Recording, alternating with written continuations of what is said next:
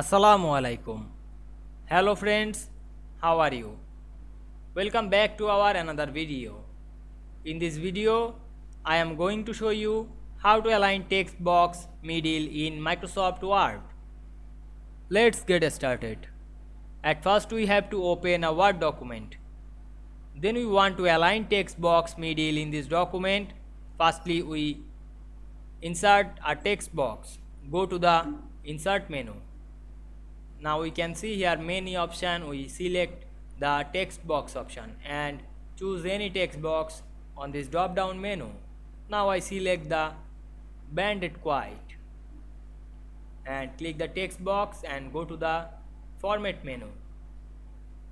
Then we can see here many options. We find and select the align option, and here are many align. We select the middle align.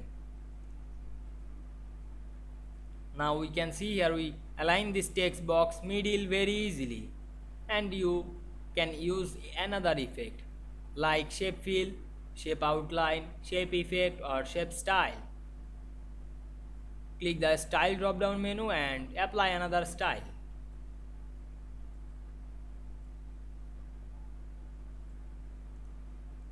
I hope you enjoyed the video.